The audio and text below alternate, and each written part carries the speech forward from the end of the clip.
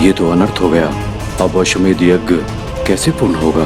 कुश, तुम्हारी युक्ति सफल हो गई। देखा हमारा शौर्य। अश्व को मुक्त कराने के स्थान पर आप स्वयं ही बंधन में बंध गए। अब तो आप भी ये समझ गए होंगे कि माता सीता के त्याग के पश्चात श्री राम एवं उनके सभी योद्धा विजय श्री खो चुके हैं। अब कपिश्रेष्ठ हमें अश्व ले जाने से नहीं रोक पाएंगे। चलो लव। प्रतीत हो रहा है जैसे प्रभु श्री राम के परिवार के मिलन की घड़ी अब निकट ही है, क्योंकि मुझे प्रभु के यहाँ आने का आभास हो रहा है।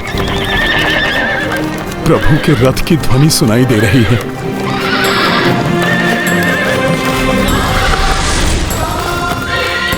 प्रभु, अब शीघ्र आ जाइए। अब आपके परिवार के विछोह का एक एक क्षण कठिन लग रहा है। प्रतीत हो रहा है लव, अयोध्या का अब कोई ऐसा योद्धा शेष नहीं है जो हमसे अश्व को वापस ले जाने का दुस्साहस कर सके। हाँ कुश, अब तो स्वयं श्री राम भी आ जाएं। उन्हें भी हम अश्व नहीं लेने देंगे। परास्त करेंगे हम उन्हें भी, क्योंकि माता सीता के त्याग के पश्चात श्री राम ने भी विजय श्री खो दी है। बस कुछ क्षण और, प्रभु से मिलन होते ही लव कुश को भी सत्य का बोध हो जाएगा। आश्चर्य है, परास्त होने के पश्चात भी कपिश्रेष्ठ के मुखड़े पर प्रसन्नता लक्षित हो रही है। माता पार्वती ने जो कहा था वो सत्य होने वाला है। कैसा होगा वो मिलन का क्षण? प्रभु अपने पुत्रों को हृदय से लगाकर कितने प्रसन्न होंगे। उनके समस्त दुख क्षण भर में दूर हो जाएंगे। प्रतीत हो रहा है पराजय के दुख ने विक्षिप्त कर दिया है कपिश्रेष्ठ को, इसीलिए दुखी होने के स्थान पर प्रसन्न हो रहे हैं।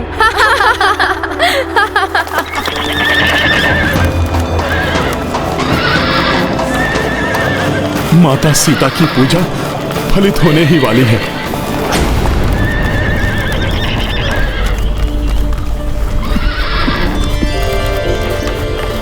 रघुनंदन के रथ की ध्वनि, क्या वो निकट ही कहीं है? माता ललिता देवी, क्यों मुझे प्रतीत हो रहा है कि मेरे स्वामी निकट ही कहीं है। एक और तो मेरे पुत्रों के लिए विचित्र सब है, और दूसरी मेरे स्वामी की निकटता का आभास। क्या वो सत्य में ही आ रहे हैं?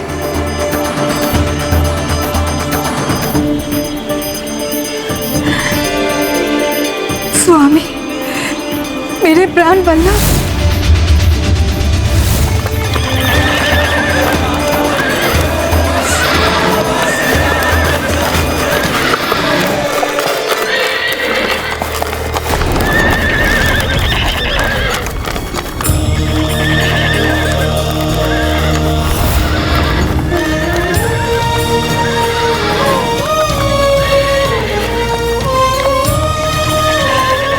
मेरे प्रभु श्री राम आ गए। श्री राम?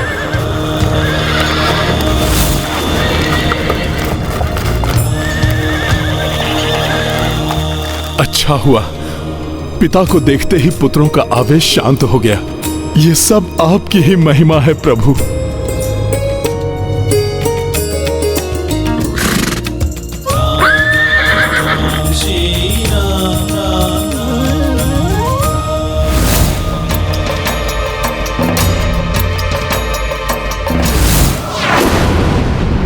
राजसभा में तो प्रभु नहीं पहचान पाए थे अपने पुत्रों को, किंतु अब अवश्य पहचान लेंगे। लव कुश सामने है रघुराई, मन अनुरागी क्रोध भुलाई। देखी देखी हर्षित श्री कपीशा, पल्लवित उर आस कलिका। सिया राम जय हनुमान। लव, श्री राम स्वयं आए हैं अश्व को लेने। इन्हें भी हमारा सामना करना होगा। हे प्रभु, ये क्या होने जा रहा है? मुझे शीघ्र ही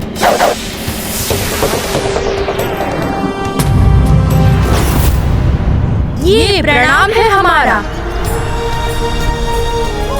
उन मर्यादा पुरुषोत्तम श्री राम के चरणों में जिन्होंने अधर्म का नाश करके धर्म की स्थापना की।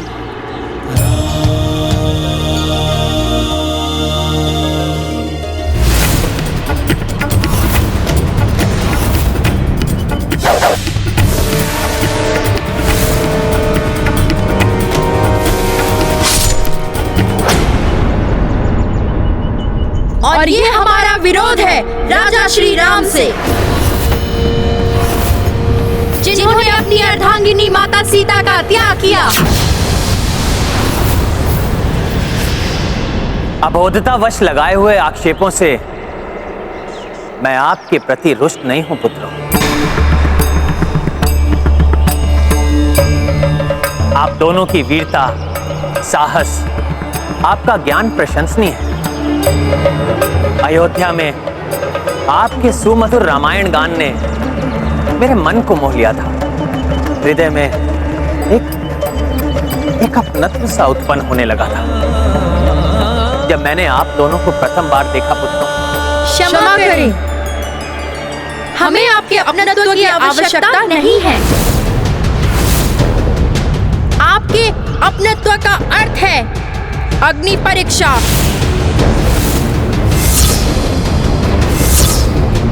आपके प्रति समर्पण का अर्थ है सर्वस्व त्याग। हमें ऐसा अपनत्व, ऐसा समर्पण नहीं चाहिए अयोध्या नरेश। ऐसा मत कहो पुत्र। हमें बार बार पुत्र कहकर क्यों संबोधित कर रहे हैं? क्या आप हमारे पिता हैं? इन बालकों के स्वाभिमान, इनकी वीरता, इनकी बातों से ही पहचान लीजिए प्रभु। सूर्यवंशियों की भांति आचरण करने वाले ये आपके ही पुत्र हैं। इन बालकों का ऐसा स्वाभिमान, सीते, यदि इतने वर्ष हम साथ होते तो कदाचित इनके जैसे ही होते हमारे पुत्र। इतने ही बड़े, ऐसे ही स्वाभिमानी और साहसी। जब आप हमारे पिता नहीं हैं, तो पुत्र बोलकर हमें संबंध के बंधन में बांधने का प्रयास मत कीजिए राजन। हैं, पिता हैं हम आपके।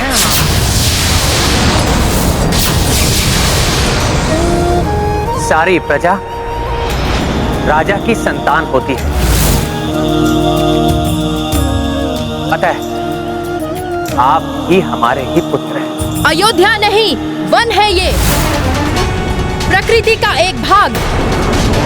प्रकृति पर किसी राजा का स्वामित्व, किसी का आधिपत्य नहीं होता। अतः ना तो आप हमारे राजा हैं और ना ही पिता। ये मतभेद और बढ़ जाए उसके पूर्व ही मुझे कुछ करना होगा। आप दोनों साधारण बालक नहीं हैं। कदाचित आपको मेरे पूर्वजों ने या त्रिदेवों ने मेरे धैर्य की परीक्षा लेने के लिए भेजा है। हम आश्रमवासी साधारण बालक ही हैं, और अब हम जैसे साधारण बालक भी पर्याप्त हैं आपके दिग्विजय यात्रा के अश्व को विजित करने के लिए। अतः ये रघुवंशी योद्धा जो यहाँ अचेत पड़े हुए हैं, इनकी भांति आप भी अश्व को मुक्त कराने का प्रयास आप भी कर लीजिए, यदि चाहे तो।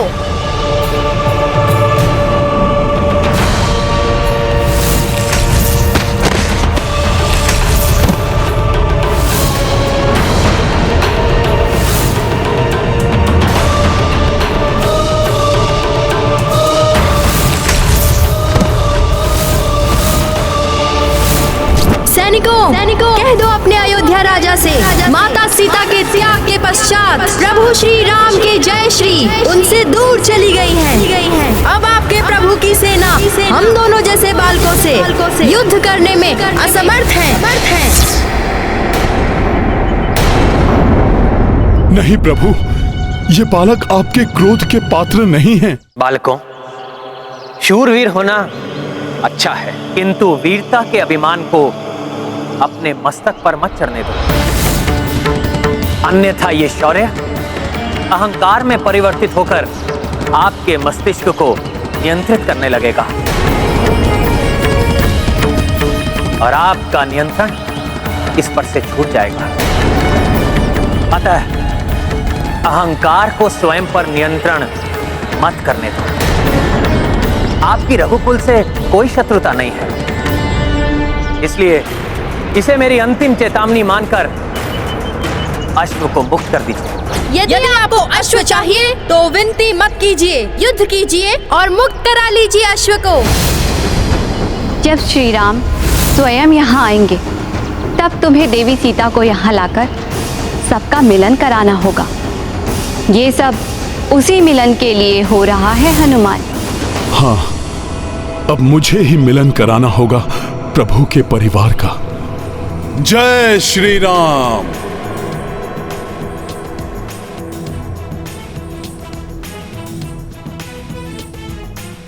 आप दोनों अबोध हैं, इसलिए धनुष उठाने से पूर्व मैं आप दोनों को पुनः स्मरण करा देना चाहता हूं कि मेरे बाण की कोई काट नहीं। मेरे बाणों से ताड़का, कुंभकर्ण और रावण जैसे महाबली राक्षस भी संहार से नहीं बच सके।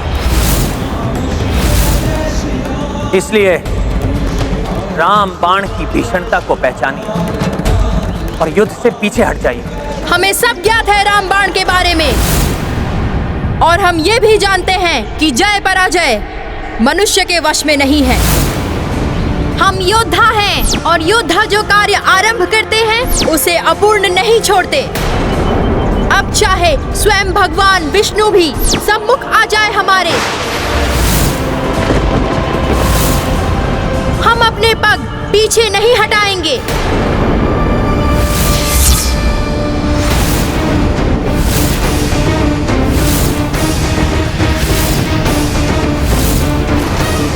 लवकुश तो अपने बालपन में अनर्थ को आमंत्रण दे रहे हैं। यदि इनमें संग्राम हुआ तो न जाने क्या परिणाम होगा।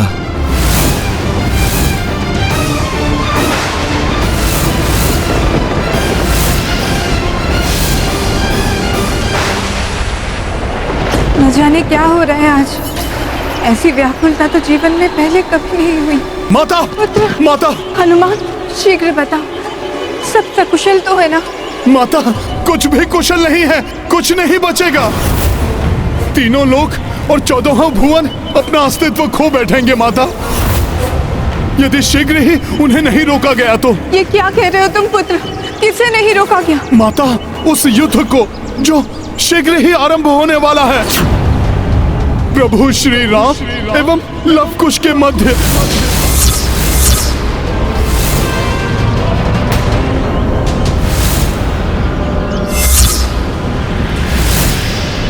मेरे स्वामी और मेरे पुत्रों के मध्य युद्ध?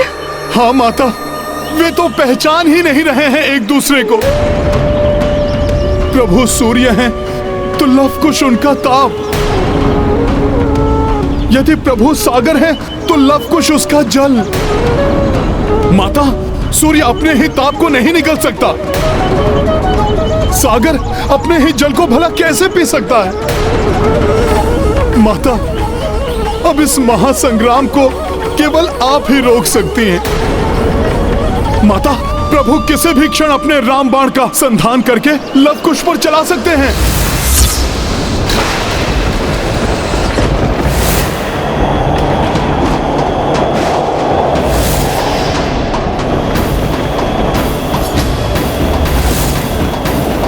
माता, आपको तो ज्ञात है, यदि एक बार राम बाण प्रभु के धनुष से छूट गया तो फिर उसे रोकना किसी के वश में नहीं है। माता, माता आप शीघ्र चलिए, चलिए माता।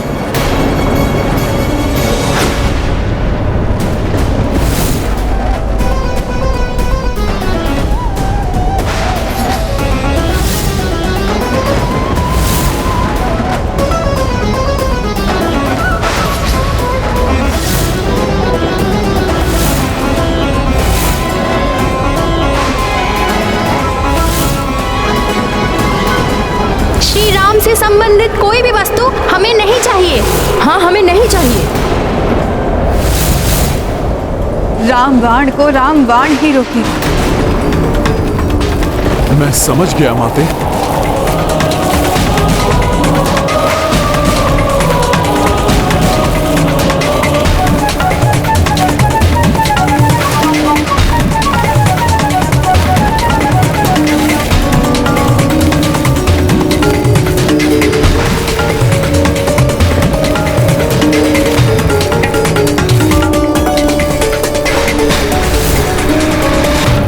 माता, अब आप शीघ्र चलिए।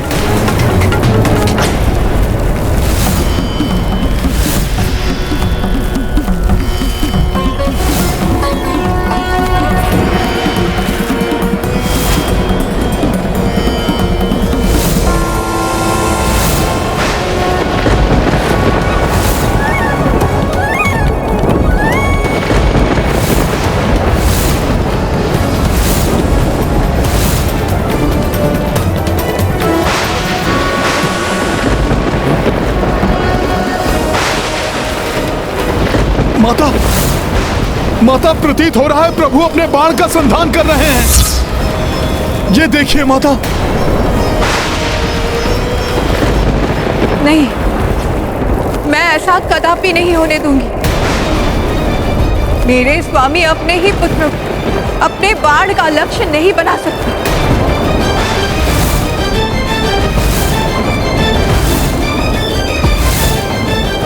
मेरे प्रभु, मेरे स्वामी, संसार को अधर्म से मुक्ति दिलाने वाले, धर्म की रक्षा करने वाले मेरे श्री राम, मेरे पुत्रों की रक्षा कीजिए। संसार के उस प्रलय से रक्षा कीजिए जो मेरे पुत्रों को होने वाले अनिष्ट से उत्पन्न हो सकता है। हे रघुनंदन, दया कीजिए, रोक लीजिए इस अनर्थ को।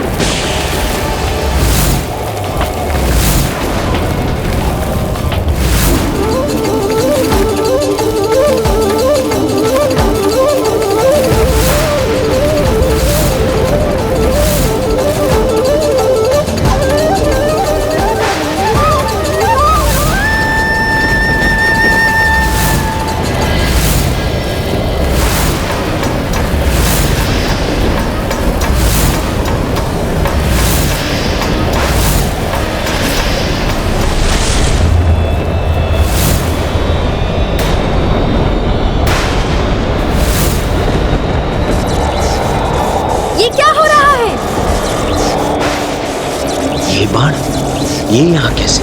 कहाँ से आया ये बाण? किसका बाण है ये? रामबाण?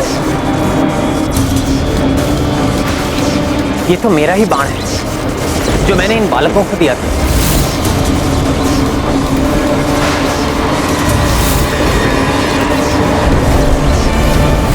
ये तो आश्रम में था, यहाँ पर कैसे आ गया? किंतु मेरे अतिरिक्त और कौन कर सकता है इस रामबाण का संधान?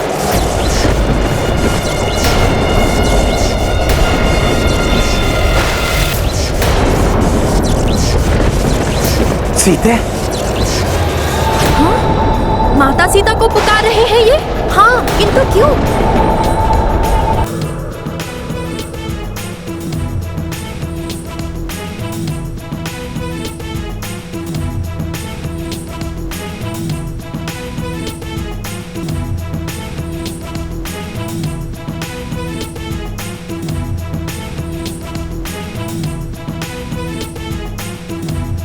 ये कपिश्रेष्ठ वहां कैसे आए?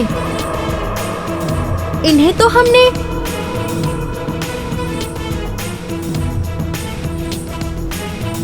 तो कपिश्रेष्ठ मुक्त हो गए दिव्याभास से।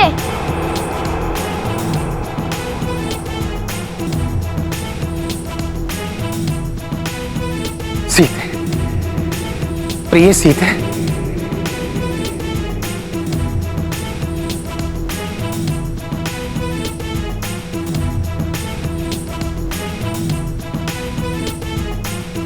प्रिय सीते। श्री राम कपिश्रेष्ठ की ओर देखकर बार बार माता सीता का नाम क्यों ले रहे हैं?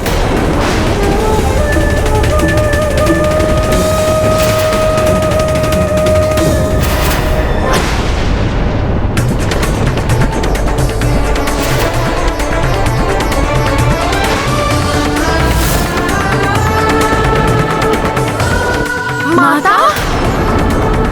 मेरी सीते, ये श्री राम हमारी माता को ये मेरी सीता कहकर क्यों बुला रहे हैं?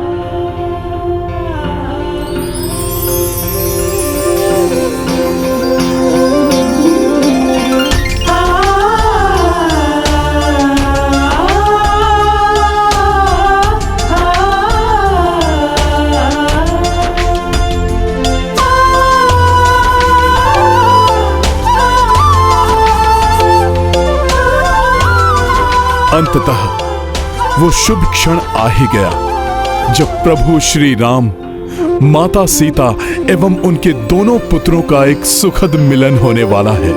दोनों एक दूसरे को इस प्रकार क्यों देखे जा रहे हैं? हमारी माता का श्री राम से क्या संबंध हो सकता है? ये है रामायण, रामचंद्र गुण धाम की, सब सुधि जन करिए कथा श्रवण श्री राम की।